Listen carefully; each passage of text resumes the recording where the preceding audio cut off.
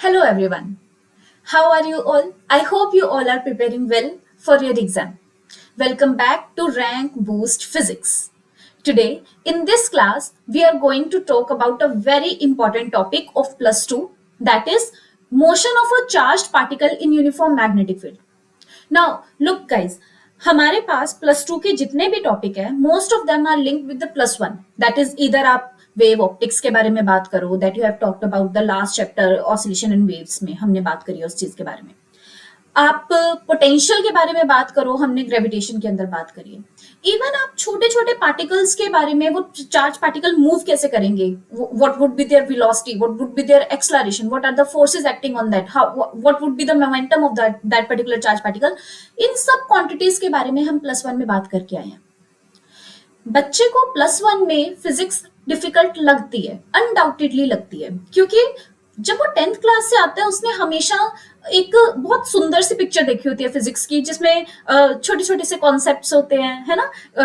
उसमें numerical portion कम होता है, मैथमेटिकल पोर्शन कम होता है, फिजिकल वर्ल्ड पूरा उसको पिक्चराइज करवाया जाता है. और उसी विजन के साथ जब बच्चा प्लस वन में एंटर करता है, प्लस वन की क्लास में एंटर करने के बाद पहली क्लास में जब वो फिजिक्स में बच्चा बैठता है तो उसके सामने एक मैथ चलने लग जाता है. स्पेशली नीट वाला बच्चा बड़ा डरता है. उसको क्या लगता है, यार फिजिक्स की क्लास में मैं बैठाऊंगा, बहुत सुंदर सा पिक्चर मेरे पास होगा, जैसे हमने 10th क्लास में लाइट चैप्टर पढ़ा, जैसे हमने मोशन चैप्टर पढ़ा, उसी हिसाब से बहुत सुंदर तरीके से सारी दुनिया चलती रहेगी मेरी. लेकिन जैसे ही वो प्लस वन की फिजिक्स में पहली बार बैठता है उसको दिखता है इंटीग्रेशन, डिफरेंशिएशन, वेक्टर्स, पता नहीं क्या क्या टॉपिक्स उसको दिखाई देने लग जाते हैं. वहां से बच्चा रिपेल मारने लग जाता है. लेकिन जब वो बच्चा प्लस वन में पूरा स्ट्रगल करके प्लस टू के अंदर एंटर करता है, उसको दिखता है कि यार ठीक है, मैंने ना कहीं वेक्टर्स के साथ यारी दोस्ती कर ली, मैंने डिफरेंशिएशंस को भी समझ लिया, मैंने इंटीग्रेशन के भी रट्टे लगा लिए इसके फॉर्मूलाज के. अब तो मेरे को क्या है, मेरे को सिर्फ और सिर्फ कॉन्सेप्ट समझने. तो प्लस टू की फिजिक्स में आता है बच्चा प्रिपेयर होके, उसका माइंड मेकअप हो चुका होता है उस टाइम. और जब प्लस टू की फिजिक्स में वो बच्चा बैठता है उसको लगता है यार प्लस वन के कंपेरेटिवली तो ये इजी है. इजी है, अनडाउटेडली इजी है, लेकिन मैं ये कहूंगी प्लस वन की फिजिक्स भी डिफिकल्ट नहीं है. प्लस वन की फिजिक्स आपको पिक्चर करवाती है आपके रियल लाइफ सिनेरियोज में, जहां पे आप मैक्रोस्कोपिक ऑब्जेक्ट्स के बारे में पढ़ते हो. How does a car work, pulley system कैसे मूव करके चलेगा, what is the amount of work, what is the amount of energy that you have possessed from moving one place to the another, what is the kinetic energy of the body, what is the momentum that a body possesses when it is moving. इन सब quantities के बारे में पढ़ के जब हम plus two में आते हैं, इन्हीं सब क्वांटिटीज को हमने अप्लाई करना है प्लस टू के टॉपिक पे. यहां पे हम वही सारे फिजिकल क्वांटिटीज को देखेंगे, एग्जामिन करेंगे, लेकिन मैक्रोस्कोपिक वर्ल्ड पे नहीं, माइक्रोस्कोपिक वर्ल्ड पे. सो आज की क्लास में हमारा भी टॉपिक सेम वही, छोटे पार्टिकल्स के ऊपर किस तरह की फोर्स लगेगी when I place that charge particle into the magnetic field and start moving that charge particle with some velocity v. आज हमने वही फोर्स के बारे में बात करनी है. सो माय नेम इज ज्योति और आज हम स्टार्ट कर रहे हैं motion of a charge particle in uniform magnetic field. Start करें. तो चार्ज पार्टिकल का मोशन हमने मैग्नेटिक फील्ड में देखना है. पहली बात तो मैग्नेटिक फील्ड पे जब हम चार्ज पार्टिकल को मैग्नेटिक फील्ड में रखते हैं तो हमने देखा था मैग्नेटिक फील्ड में रखने के बाद उस चार्ज पार्टिकल के ऊपर एक फोर्स लगती है जिसको बोलते हैं F is equals to Q V cross B. What F is, what Fm is, M specify कर रहा है मैग्नेटिज्म को, F is the force, that is magnetic force कितनी लगेगी, Q उस चार्ज पार्टिकल पे, V जब वो चार्ज पार्टिकल किसी वेलोसिटी से मूव करेगा, और B जब मैंने उस मूविंग चार्ज पार्टिकल को उठाकर एक मैग्नेटिक फील्ड में रख दिया. समझ में आया? जब मैंने इस चार्ज Q को, जो कि किसी वेलोसिटी के साथ मूव कर रहा था, मैंने उठा के एक मैग्नेटिक फील्ड में रख दिया, तो इस चार्ज पार्टिकल पे कौन कौन सी फोर्सेस लगेगी हमें उसके बारे में बताना है. अब एज हमें पता, अब ये फॉर्मूला मैंने करेक्ट नहीं लिखा, इसमें गलती है. क्या गलती है? यहां पे मैम फोर्स एक वेक्टर क्वांटिटी है. सेकेंडली आप यहाँ पे क्रॉस प्रोडक्ट, अब ये गलतियां प्लस वन का बच्चा बहुत अच्छे से कैच कर सकते हैं, है ना. जिसने प्लस वन पास कर लिए, प्लस वन गो थ्रू कर लिए, अगर मैं प्लस वन की फर्स्ट क्लास में जाके फोर्स का फॉर्मूला बोलती, तुम बोलते हैं हाँ मैम ठीक है फोर्स का फॉर्मूला लिखवा दिया, ठीक है रट्टे लगा लेंगे हम, आप लोग तो यही बोलते हो नीट वाले स्पेशली. लेकिन बच्चे जब आप प्लस टू के अंदर एंटर कर चुके तो आपको पता है कि मैम आपने यहाँ पे डॉट प्रोडक्ट डाला है या क्रॉस प्रोडक्ट डाला है. रिजल्टेंट जो बनकर आएगा क्रॉस प्रोडक्ट का, वो एक स्केलर क्वांटिटी बनकर आएगा कि एक वेक्टर क्वांटिटी बनेगा? वेक्टर क्वांटिटी बनेगा तो आपको डायरेक्शन मार्क करनी चाहिए, हाँ या ना? तो मैं यहाँ पे v वेक्टर और b vector, velocity is a vector quantity, magnetic field is a vector quantity, even though force is also vector one. तो मुझे इन सब वेक्टर क्वांटिटीज के ऊपर एरो का साइन इंडिकेट करना चाहिए, और ये एरो इंडिकेट कर रहा है कि ये जो तीन क्वांटिटीज हमने ली है ये स्केलर नहीं है, ये वेक्टर है। और जब हम वेक्टर प्रोडक्ट ओपन करते हैं तो हमारे पास फॉर्मूला निकल कर आता है, जैसे कि अगर मैं आपको याद करवाऊं, ए क्रॉस बी जब हम करते थे तो हमारे पास क्रॉस प्रोडक्ट का फॉर्मूला आता था A magnitude B magnitude sine theta N cap. मैं आपको बता देती हूँ इन सब चीजों के बारे में। A magnitude means A vector का मैग्नीट्यूड कितना है, B magnitude means B vector का मैग्नीट्यूड कितना है। This theta is the angle between A vector and B vector. और एन कैप क्या होगा, जब मैं ए और बी का वेक्टर प्रोडक्ट करूंगी तो जो नेट रिजल्टेंट हमारे पास बनकर आएगा उसकी डायरेक्शन क्या होगी, that is what indicating this N cap here. तो सेम इसी तरीके से मुझे यहाँ पे वी और बी दिखाई दे रहा है, तो हमें यहाँ पर भी वेक्टर का फॉर्मूला लगाना चाहिए। तो एफ वेक्टर का वैल्यू हमारे पास बनकर आएगा Q V B sine theta N cap. पहले बताओ ये चीज समझ में आई? हमने क्या लिखा, एक फोर्स का फॉर्मूला लिखा, जिस फोर्स का फॉर्मूला मैंने तुम्हें बताया होगा क्यू वी क्रॉस बी। अब v क्रॉस b है, क्रॉस प्रोडक्ट है, तो डेफिनेटली यहाँ पर साइन थीटा हमारे पास आएगा ही आएगा। क्रॉस प्रोडक्ट जब हटाते हैं तो एक वेक्टर प्रोडक्ट बनकर आता है, वेक्टर प्रोडक्ट में साइन थीटा का वेक्टर निकल के आता है। डेफिनेटली एक डायरेक्शन भी आती है जो कि मैंने यहाँ पे मार्क कर दी एन कैप से। अब इसी फॉर्मूला पे हमने यहाँ पे प्ले करना है, इसी फॉर्मूला के साथ हमने वैल्यू सब्सटीट्यूट करनी है और आंसर निकाले जाना है। जैसे कि सबसे पहले मैं तुम्हें बताऊं कि मैंने ये जो चार्ज पार्टिकल रखा था, लेट्स से एक ना हमारे पास मैग्नेटिक फील्ड जा रही थी इस पर्टिकुलर डायरेक्शन में, और मैंने चार्ज पार्टिकल को मूव भी इसी पर्टिकुलर डायरेक्शन में करवा दिया, दैट मींस इसको वेलोसिटी भी मैंने इसी डायरेक्शन में दे दी। अब मुझे बताओ कि अगर मैग्नेटिक फील्ड भी राइट डायरेक्शन पे जा रही है, चार्ज पार्टिकल भी राइट डायरेक्शन में जा रहा है, तो एंगल कितना होगा between V vector and B vector? Definitely उसकी वैल्यू कितनी बननी चाहिए, 0 डिग्रीज। एम आई राइट और रॉन्ग?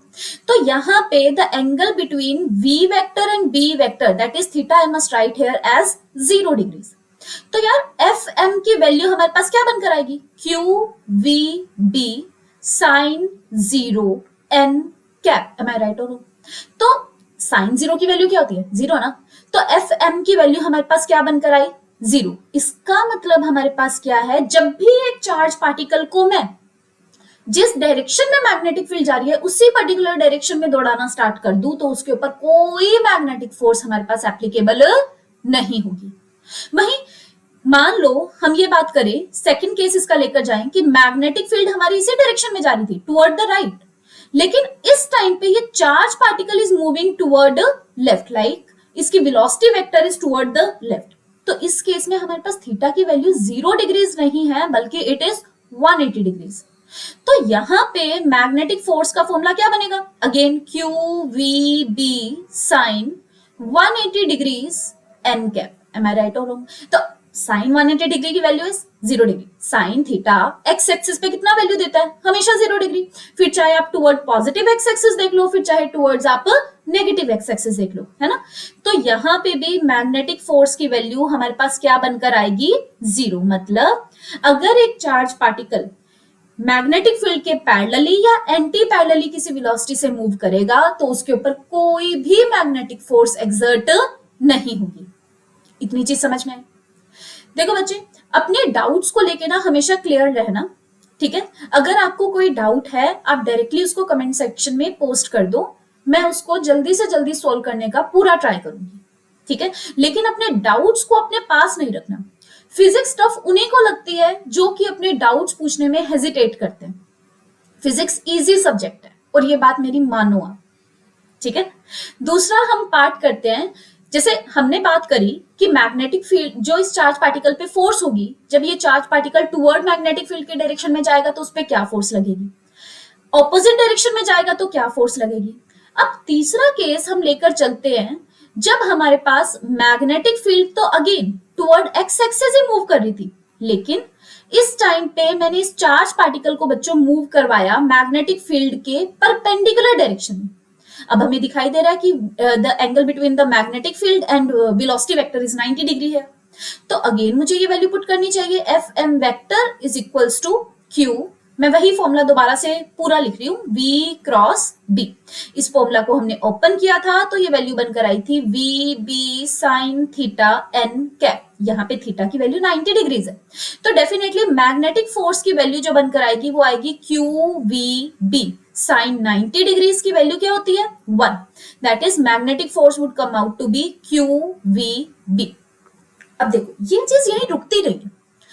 हमने ये चीज बोली कि चार्ज पार्टिकल ना सीधा स्ट्रेट लाइन में जा रहा था, लेकिन मैग्नेटिक फोर्स लगी उस पे टुवर्ड, मतलब magnetic field toward right act कर रही है उस पे। चार्ज पार्टिकल जा रहे हैं in the J cap direction. मैं यहाँ पे ना डायरेक्शन की बात भी करती हूँ, ठीक है।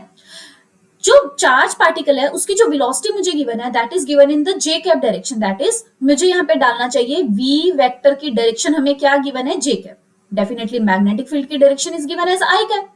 तो यार फोर्स जो है ना मैम वो है cross product v cross b का। तो जब मैं j क्रॉस i करती हूं तो मेरे पास आती है डायरेक्शन k कैप की, आती है कि नहीं। दैट मीन्स यहाँ पे जो फोर्स हमारे पास एक्ट करेगी वो कहां पे एक्ट करेगी, k कैप डायरेक्शन में। मुझे यहाँ पे ये जो आप n कैप लिख रहे हो ना, आपको डेफिनेटली यहाँ पे राइट डाउन कर देना चाहिए k कैप का। जब भी चार्ज पार्टिकल हमारे पास मैग्नेटिक फील्ड में जाएगा उसके ऊपर कुछ ना कुछ मैग्नेटिक फोर्स लगेगी। वो मैग्नेटिक फोर्स क्या होगी दैट वुड डिपेंड कि हमारे पास वेलोसिटी वेक्टर और मैग्नेटिक फील्ड के बीच में क्या एंगल बन के जा रहा है। अगर तो एंगल बनेगा 0 और 180 डिग्रीज का तो हमारे पास तो मैग्नेटिक फोर्स कुछ लगेगी नहीं, 0 हो जाएगी। लेकिन अगर वहां पे एंगल 90 डिग्री सॉरी 0 डिग्रीज या 180 डिग्रीज ना होकर 90 डिग्री या कोई और रैंडम एंगल बनेगा तो डेफिनेटली वहां कोई ना कोई फोर्स लगेगी ही लगेगी। और उसी फोर्स की वैल्यू अभी हमने निकाली है क्यू वी बी के बराबर निकल कर आएगी। और as force is a vector quantity, उसकी डायरेक्शन अगर हमने देखनी है तो हमें क्रॉस प्रोडक्ट यूज करना ही करना पड़ेगा। इतनी चीज समझ में आई है कि नहीं, इजी है या नहीं है। देखो इजी है, अगर समझने का ट्राई करोगे तो इजी है, अगर रटने का ट्राई करोगे तो कुछ नहीं कह सकते भाई, हाथ खड़े हैं हमारे, ठीक है। फिजिक्स उन्हीं को ही इजी लगेगी, ये डायलॉग में रिपीट कर रही हूँ, फिजिक्स उन्हीं को ही इजी लगेगी जो उसको समझने का ट्राई करेंगे। अदरवाइज ये सबसे टफ सब्जेक्ट होगा ही ना, रट्टा कब तक मार लोगे तुम लोग, ठीक है। अच्छा, अब मैग्नेटिक फोर्स की वैल्यू हमने निकाली, F M is equals to Q V B. ये जो मैग्नेटिक फोर्स इस पे लग रही है, ये मैग्नेटिक फोर्स इस चार्ज पार्टिकल को सर्कुलर मोशन में घुमाने का ट्राई करेगी। और जैसे ये चार्ज पार्टिकल किसी भी सर्कल में घूमेगा तो इस सर्कल में घूमते हुए उस पे दो फोर्सेस, जब भी चार्ज पार्टिकल +1 याद करो, जब भी चार्ज पार्टिकल सर्कल में घूमेगा, सर्कल के केस में उस पे दो फोर्सेस लगती है। एक तो फोर्स होती है टुवर्ड सेंटर जिसको हमने नाम दिया था सेंट्रीपिटल फोर्स, एक होती है आउट ऑफ द सेंटर जिसको हमने नाम दिया था सेंट्रीफ्यूगल फोर्स, याद आया। तो ये जो अच्छा एक चीज और हमने बात करी थी, सेंट्रीपिटल फोर्स कोई भी एक लेजिड फोर्स नहीं है। कहने का मतलब सेंट्रीपिटल फोर्स का कोई भी एक सिंगल फॉर्मूला एग्जिस्ट नहीं कर सकता। सेंट्रीपिटल फोर्स बार बार अपने आप को चेंज करते रहती है, मींस वो चीज डिपेंड करती है कि सिस्टम हमारे पास कैसा है। If I talk about planets तो वहां पर gravitational force will start acting as a centripetal force. If I talk about the charges तो वहां पर चार्जेस के बीच में लेट्स से एक न्यूट्रॉन रखा हुआ है, और एटम की मैं बात करूं तो एटम के सेंटर में न्यूक्लियस है, न्यूक्लियस के अराउंड इलेक्ट्रॉन घूम रहा है। तो यार जो न्यूक्लियस के अंदर प्रोटॉन है वो डेफिनेटली इलेक्ट्रॉन को अपनी तरफ अट्रैक्ट कर रहा होगा, कुछ ना कुछ इलेक्ट्रिक फोर्स वहां पर लगा रहा होगा। That means in case of atom the centripetal force acting on that particular electron is the electrostatic force। तो इसी तरह से यहाँ पे ये जो QVB की वैल्यू आई है ये हमारे पास काम करेगी एज अ सेंट्रीपिटल फोर्स। अब अगर इस पे सिर्फ सेंट्रीपिटल फोर्स लग रही होती तो ये चार्ज पार्टिकल तो अंदर चले जाना चाहिए था, लेकिन ये चार्ज पार्टिकल गोल गोल आराम से घूम रहे हैं। तो डेफिनेटली सेंट्रीपिटल फोर्स को बैलेंस करने के लिए कोई तो फोर्स है जो आउटसाइड पे लग रही है, हाँ या ना। न्यूटन ने यही बोला था, जब तक बैलेंस फोर्सेस लगेगी चार्ज पार्टिकल या नॉर्मल कोई भी बॉडी उसी पर्टिकुलर वेलोसिटी से मूव करती रहेगी, है ना। तो डेफिनेटली यार ये जो फोर्स हमारे पास लग रही है इसको बैलेंस करने के लिए मुझे कोई ना कोई सेंट्रीफ्यूगल फोर्स चाहिए होगी। और सेंट्रीफ्यूगल फोर्स का हमारे पास फॉर्मूला होता है mv² upon r। M I right और रॉन्ग? तो इन दोनों फोर्सेस को बैलेंस होना ही पड़ेगा कि चार्ज पार्टिकल आराम से घूम पाए मैग्नेटिक फील्ड में। तो यही से ही अगर मैं बैलेंस करूं क्यू वी बी जो कि सेंट्रीपिटल फोर्स की तरह काम कर रही है, टुवर्ड सेंटर एक्ट कर रही है, और M V square upon R which is acting as a centrifugal force जो सेंटर से अवे लग रही है।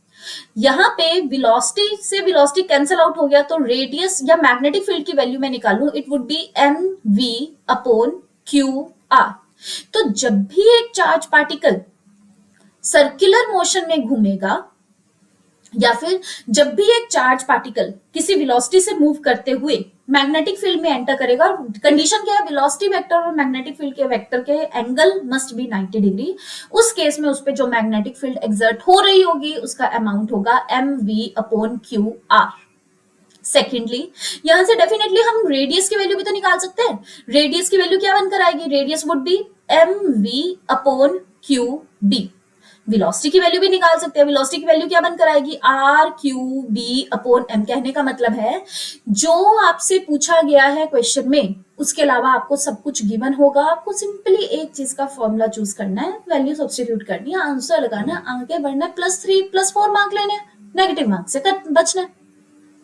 ठीक है, तो ये चीजें हैं हमारे पास। सिमिलरली तुमसे यहां से पूछ ले भाई टाइम पीरियड की वैल्यू बताओ कि ये चार्ज पार्टिकल सर्कल में कंप्लीट करने में कितना टाइम लगाएगा, तो हमें क्या लगाना पड़ेगा, वेलोसिटी होता है ma'am distance upon time, circle में घूम रहा है तो डिस्टेंस कवर करेगा 2 पाई आर का, नीचे आ जाएगा टाइम टी, तो टाइम टी की वैल्यू क्या बनेगी 2 पाई आर अपॉन वी। अब देखो आपके पास रेडियस की वैल्यू है, सॉरी इसकी, हाँ रेडियस की वैल्यू है, आपके पास वेलोसिटी की वैल्यू है, वैल्यू सब्स्टिट्यूट करो, आगे बढ़ो, टाइम निकालो अपना।